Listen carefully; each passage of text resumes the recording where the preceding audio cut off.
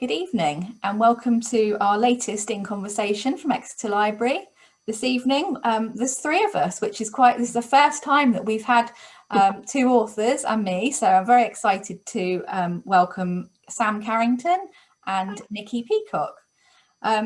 Exeter Library is one of 54 libraries run by the charity Libraries Unlimited, and we bring these events to you for free. If you would like to donate to the charity that runs the libraries, we do have a donation link on our chat function for Exeter Library. We're also streaming across to 17 other libraries across Devon and Torbay this evening, from as far-flung as Holsworthy down to Paynton. So welcome to all our viewers from those libraries as well. If you would like to ask Sam or Nicky questions, if you pop them in the Exeter Library chat or message the Exeter Library, then I will put them to Nicky and Sam and we will endeavour to answer them. So I'd like to introduce our authors first, and I'll start with Sam because she's on my left. Sam's book Open House, which I have a copy of here, is out now and published by Avon. And Sam lives in Devon. She's worked for the prison service, which I think is fascinating, and we'll come back to that shortly, as an offending behaviour program facilitator, which is quite a mouthful. And that was before she became a novelist, and Open House is her sixth book. Would you like to just say a bit about Open House, Sam? Yes, thank you very much, and thank you for having me, Karen. The Open House is, as I have also got the book here, it follows Amber, who is separating from her husband and the family house is up for sale. She currently lives in it with her two boys, but she's hoping to move to Kent, away from Devon. Who'd want to do that? And in the meantime, she's leaving Nick, who is her ex-husband, behind, and his mother, Barb, so her wonderful mother-in-law, is not keen on the move. And is like putting up all the things to try and stop it. But basically, the open house comes about because the house isn't really selling, and obviously Amber is keen to get everything going. So she takes her advice from the estate agent, who says an open house event would be brilliant and get lots of interest. So she goes ahead with it, even though she's not really keen on the idea. And so it's from that really, so that's the kind of inciting event, which 13 people go inside to the open house event, but only 12 leave. So it's kind of that, the little hook there that gets going. It's basically somebody doesn't want Amber to sell her house, and they're going to go to any lengths to stop this from happening. So it's just a little bit of a who's doing what, why, and lots of toxic relationships in there, and some twists and turns, a bit of creepiness thrown in, so lots of little bits. I was when I first started reading it, it was one of those books that you sort of, as soon as you start reading, you're like, this is really good. And I was sort of when the Barb picks up the kids and just takes them off, and you just think, oh, she's going to be trouble right from the start. I think that's kind of where I was going. I was hoping that people would immediately assume, oh, Barb's going to be a bit of a one.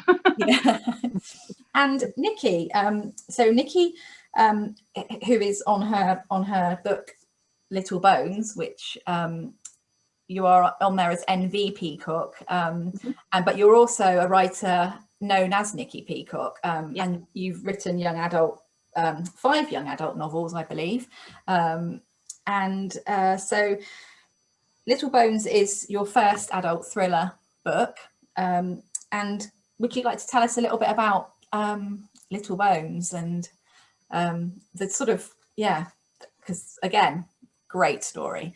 Loved it. Thank you. Well, hi everyone. I hope you're all well on this horrible stormy night. So I also have my book.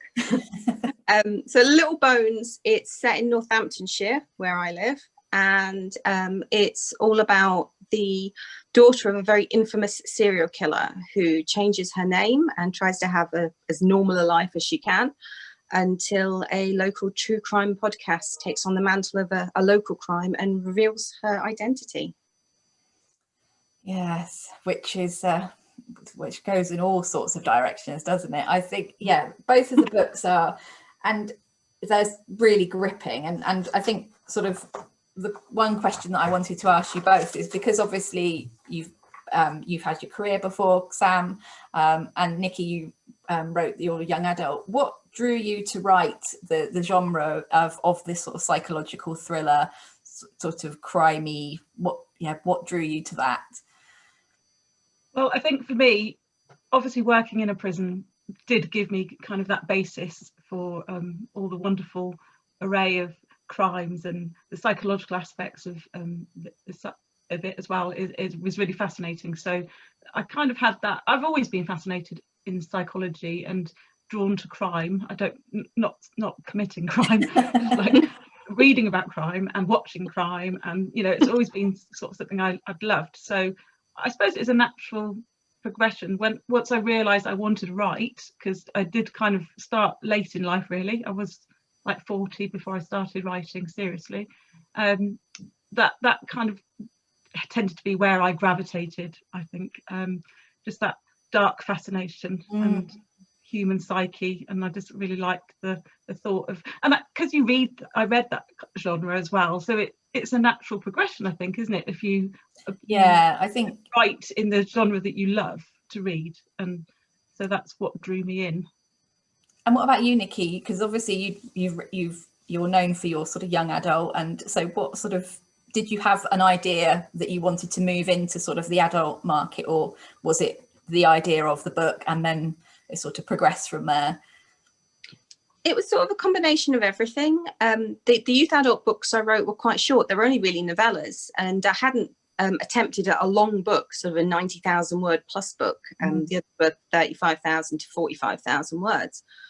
And they were pretty dark, I must admit. I don't pull my punches when I write into the youth adult market. So I kind of had the idea, and I love true crime podcasts, and I just thought, why not write it and just see how it goes. And I like to say, I read a lot of thrillers, psychological thrillers and crime thrillers, and it was just sort of a natural progression for me.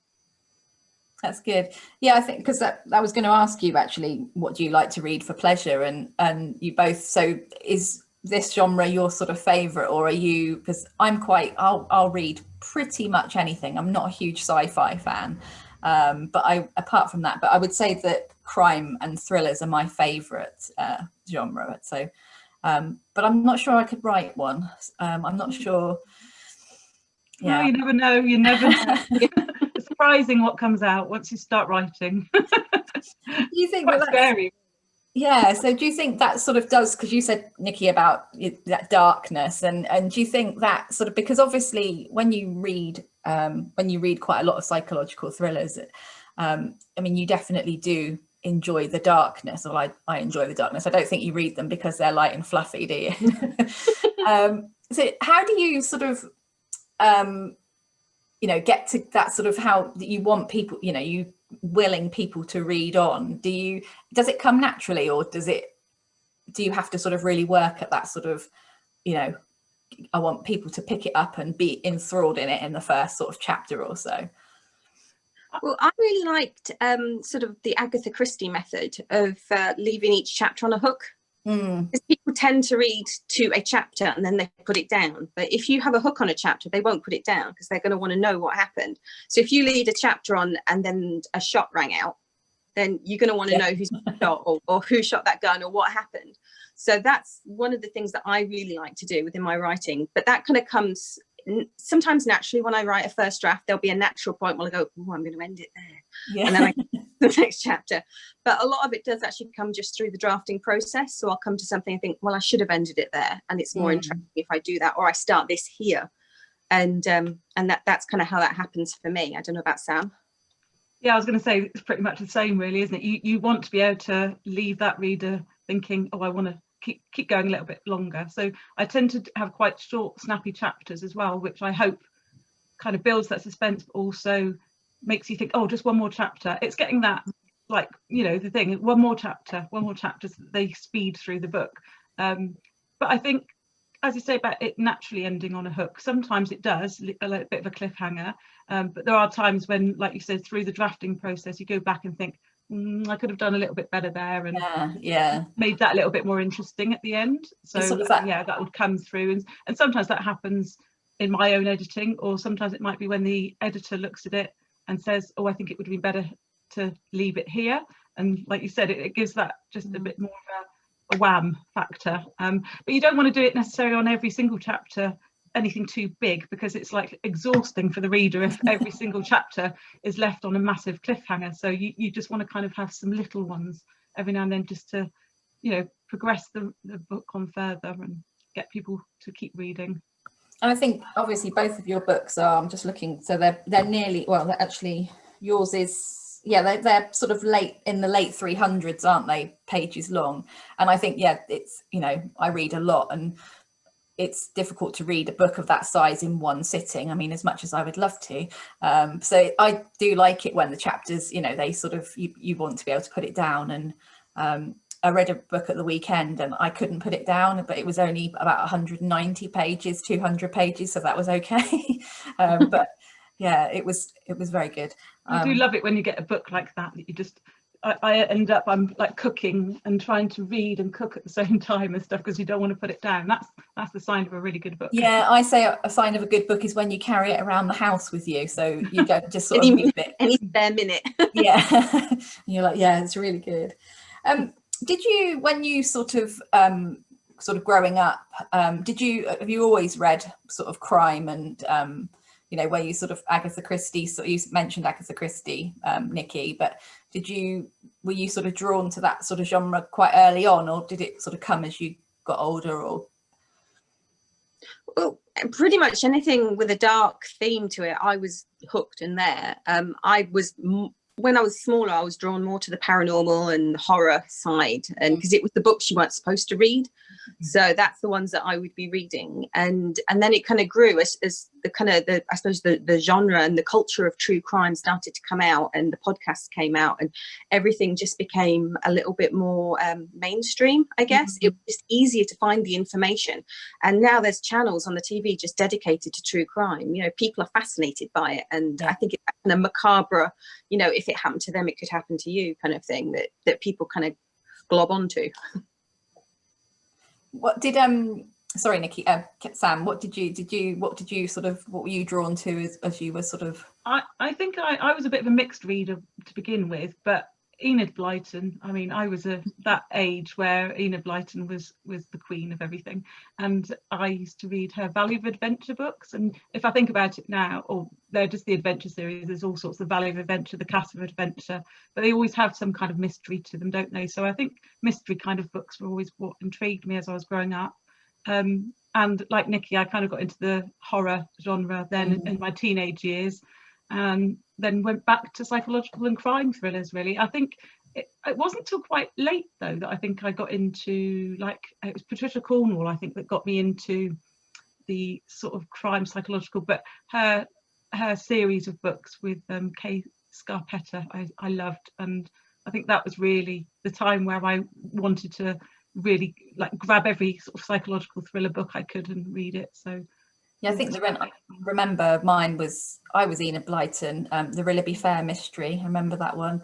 And then I went on to Agatha Christie, and then right into Stephen King and James Herbert. Yeah, it's weird, isn't it, how that happens? Yeah, Virginia Andrews as well. Do you remember the Flowers? Oh, yeah. Flowers in the Attic. That was. No, I've only just got that book. A friend gave it to me because I hadn't read it, and that is dark. Yeah. I read that when I was about 13, and it was very dark. But actually, I've seen lots of people sort of my age who saying that was the sort of first adult book they read. I mean, it's got, if anybody hasn't read it, it's got quite considerably dark themes all the way through, and there's the whole series, isn't there? I only managed to read about the first two, and I moved on to something else. But I've also yet to get to Agatha Christie. I'm ashamed to say.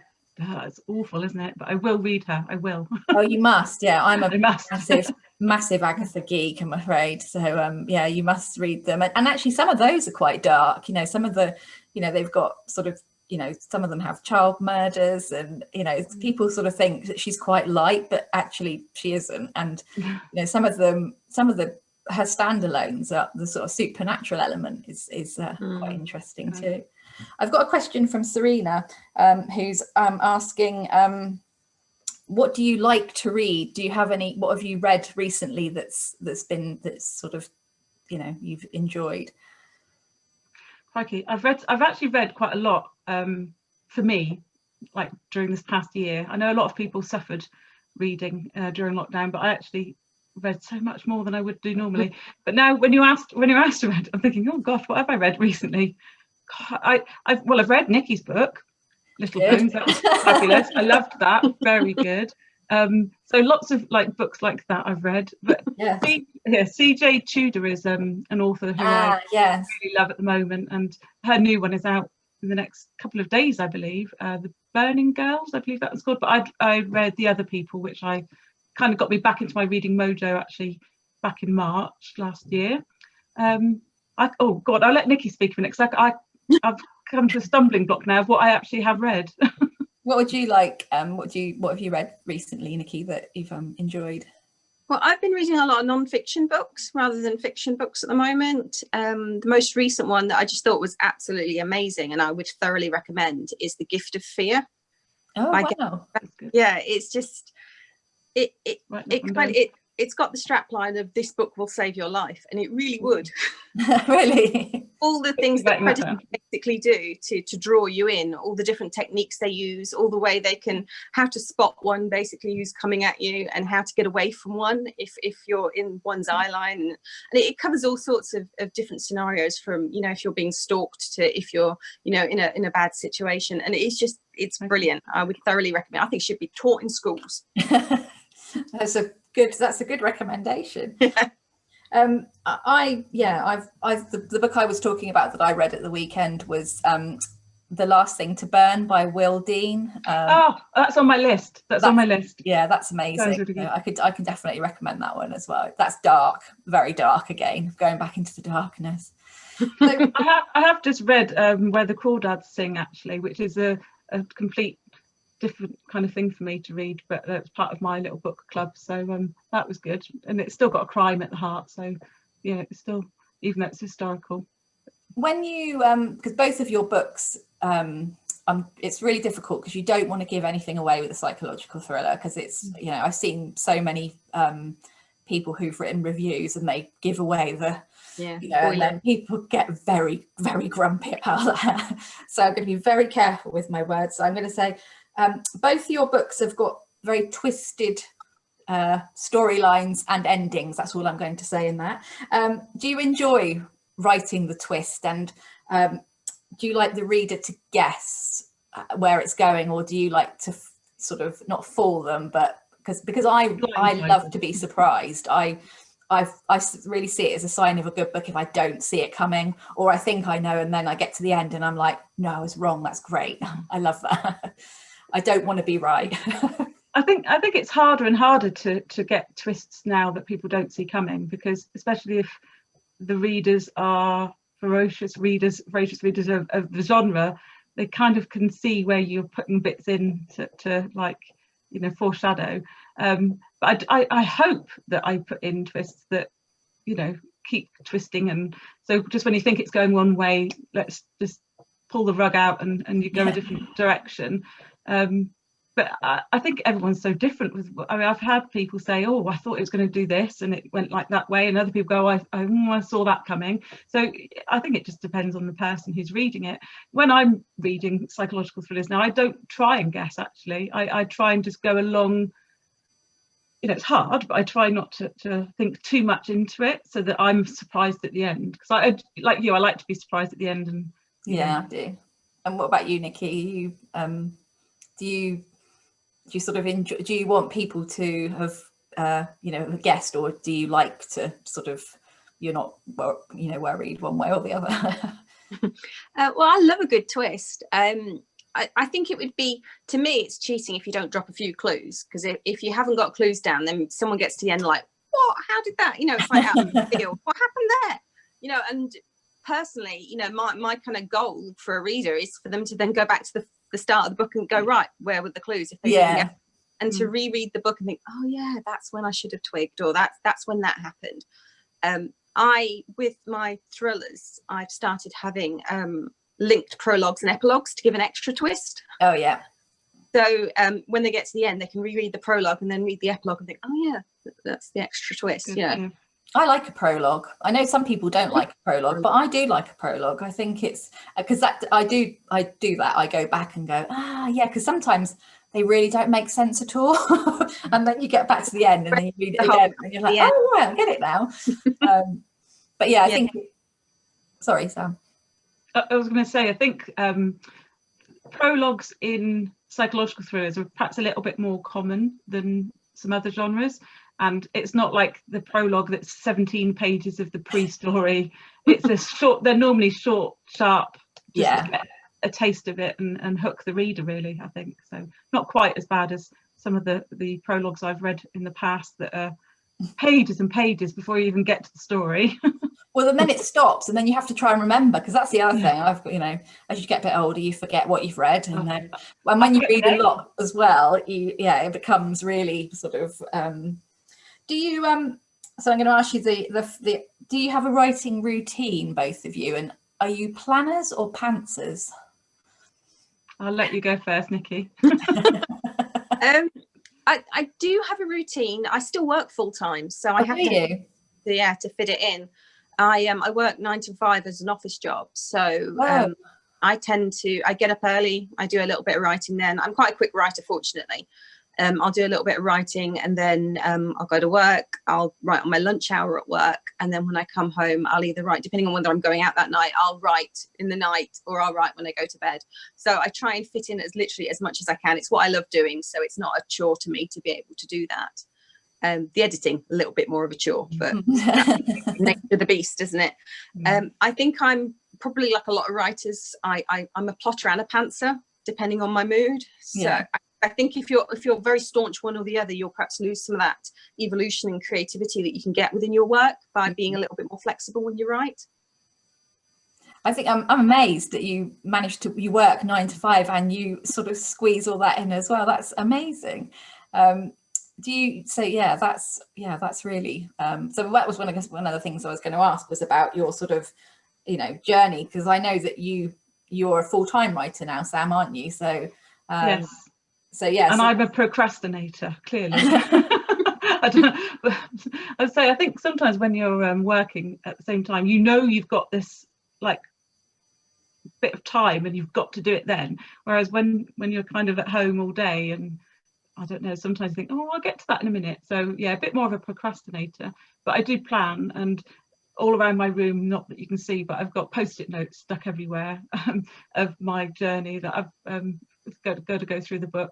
I used to get up early and write in the mornings, get it done, but I seem to have swapped that around a bit. So I still get up fairly early, but I faff around in the mornings now. And normally my best sort of writing work is in the afternoon. So it's a bit odd how it's swapped around for no particular reason, just happened. So I do try and keep to a plan of I'll try and write 1,000 words a day, say something like that, or at least get a few chapters down. But yeah, it doesn't often go to plan. Like today, I've written 240 words when I was planning on over 1,000. So that wasn't such a good day. But I have still planned things in my head, and I've got stuff written down for where I'm going, and I've found a few things that I thought, oh, that'd be good in there. So it's been a good day in a way, but I think you have mixed days. And, you do. It's the same as work, isn't it? You have good days where you're productive and other days when you're not so. Do you? I've lost my train of thought then. I've got a question actually, which I shall ask, which is from Maggie, who's asking, what's your advice for budding novel writers? So I don't know if you want to answer that first, Nicky, or you got any sort of advice for anybody out there who's, you know, got that idea in their head and thinking, what do I do with it?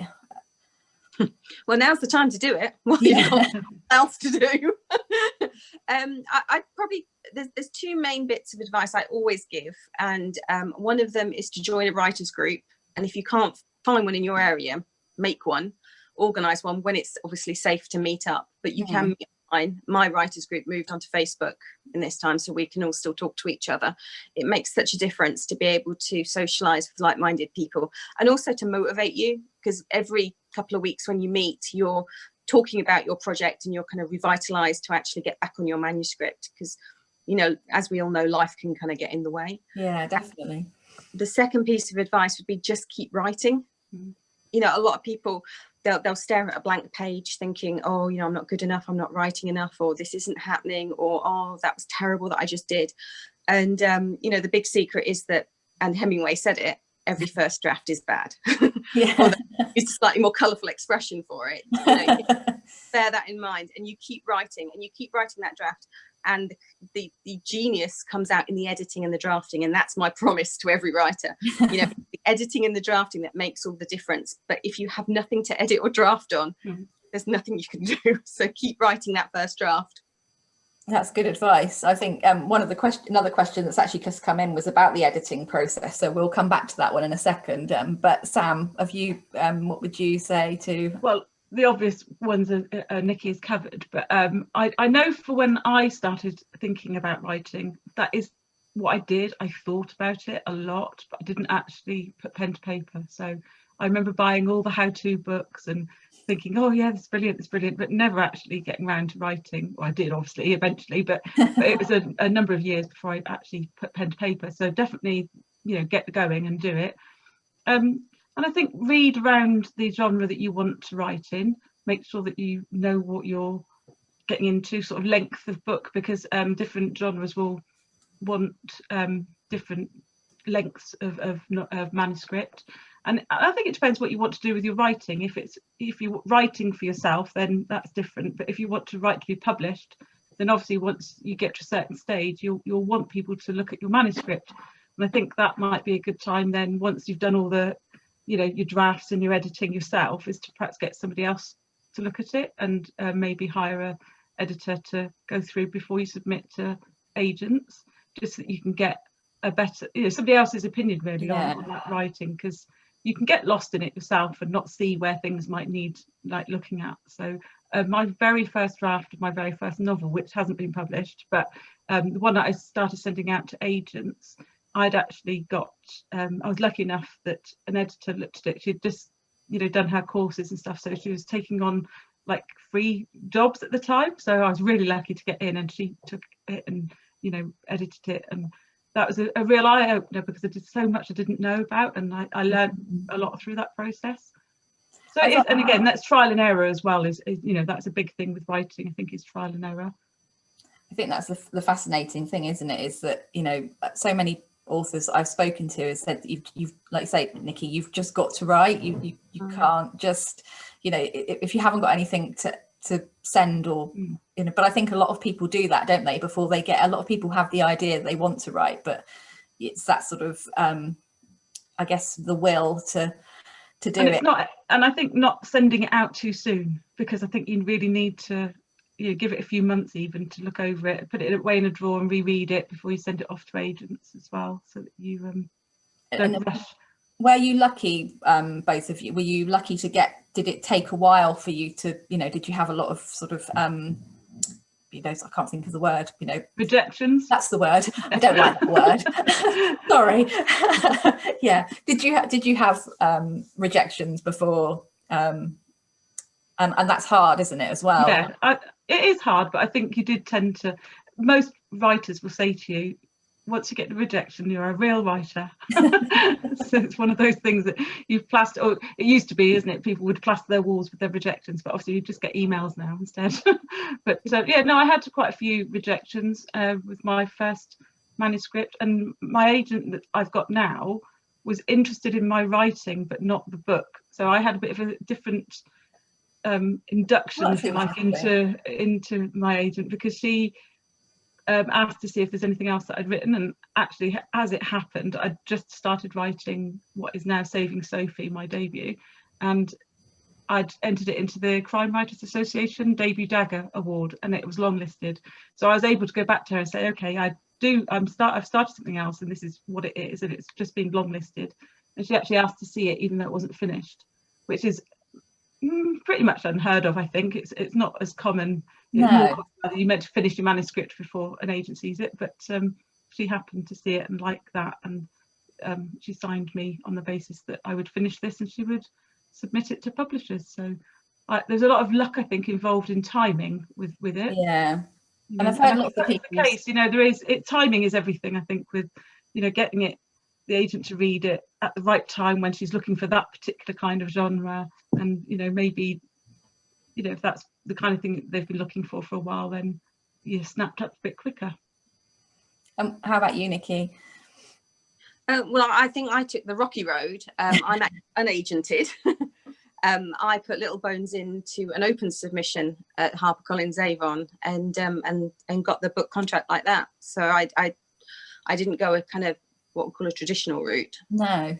Well, that's interesting. I think that's really sort of useful because I've heard, like, when I've spoken to other authors, some people seem to get, there's a few that get sort of, snapped up straight away, and they're writing, 2 or 3 books, quickly, and there's other ones that have taken, had 30 odd rejections, and then it just happens. And then, so I think it gives people hope that, it's not a one size fits all with getting sort of published. It can be lots of different ways. So we're going, somebody said, sent a question in asking about the editing process. So how much do the editors change your ideas and writing? Can that be a bit disheartening at times, or is it not like that? I haven't found it like that, no. I've obviously, all of my books have been published with Avon, but I have had a few different editors. So my editor now is well, they've all been fantastic, but my editor now is fab. Katie, she's brilliant, and it's more of she'll suggest things, and we'll perhaps discuss a few things, but it's always my writing. And I think she always says, look, it's, this is just a suggestion, you don't have to take it, it's just as I'm reading through, this is what I'm thinking. And I do generally take her suggestions because she's always right. As is, my agent is also an editor, or was an editor previously, so she quite often looks over my work as well, and I get feedback from her before even it goes to the editor. So a lot of people get to see it, and it's tweaked along the way. But yeah, there's mostly it's things like timelines. Oh my God, I have an issue with timelines. So that's normally where the things come in saying, oh, that shouldn't have happened here. And, I've just finished writing a book that the police procedural timeline was out, and I had to swap quite a lot around. So yeah, I kind of hate editing, if I'm honest. I know Nicky said it's where the magic happens, but yeah, not my favourite process at all, actually. I prefer to write the first draft. I edit as I go, really, as well. So I do take longer to write the first draft, and it's always comes in about 85,000 words, and then we add bits in. So that's where I think my editor is more likely to make suggestions of, okay, so what's happening, what's she doing at this part, and what kind of try and setting the scene a little bit more. I tend to get in with the action, and I've got to try and remember to bring in a bit more background sort of things. And what about you, Nicky? Do you with Little Bones, was there did you have to do a lot of editing, or was it sort of how you wanted it? Has it finished how you wanted it to be? Oh, definitely, it was how I wanted it to be in the end, but it was definitely a collaboration. I think when I write, I can be very close to my subject matter and to my characters, and it always takes someone else to go, well, actually, this would be slightly better, or could you do that, or what do you reckon to this? And like Sam, the majority of the time, it's like, yeah, I totally agree with you, it is better like that. So I think it's invaluable to get on with your editor and know you, especially, and to know how you write. I'm a little sporadic sometimes with how I kind of edit and draft. I always work on one manuscript, as in one Word file, which every writer does, but I just find it easier to go back and forth then and change something if I need to add something earlier in the timeline. But I have a habit, so I can find where I left off. I'll put like a word like vampire or werewolf or unicorn, something that's never going to be in there normally. So I can just do a find and it'll go directly to it. But sometimes I accidentally leave them in. So it can be like, why is a werewolf there? What was I writing? Are you both writing at the moment? Have you both got new sort of projects? You said you were writing today, Sam. Nicky, have you got something in the pipeline at the moment? Yes, I'm just putting the finishing touches to my next book. I'm hoping to submit end of this month, and I've got another book that's in the drafting process at the moment, and I've plotted a third. So I've been very busy. And you're still working. Are you at home at the moment working? Yeah, I'm working from home, which obviously the commute is much better, but it's still obviously having to try and fit everything in to make sure that I'm doing what I'm meant to be doing. Yeah, I imagine it's a challenge. And you, Sam, have you got something? Well, that's put me to shame, hasn't it? Sorry. Yeah, no, I'm writing my 7th, and it's due in March, so I'm busy with that one. And I've got another one under a pseudonym that's coming out in May.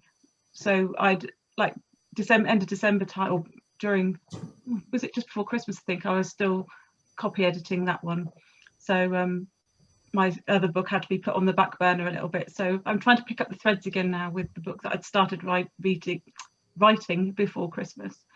So it's a bit hard. I've got, like I said, sticky notes everywhere, and I've probably got to about 7,000 words in an 85,000 word novel, so a little bit to go. Is it hard having sort of one or two on the go at a time? Do you get confused at all with, particularly if they're the same? Because I know when if I'm reading 2 books at a time, which I do often do, I have to try and read different genres, otherwise I get confused of what is going on.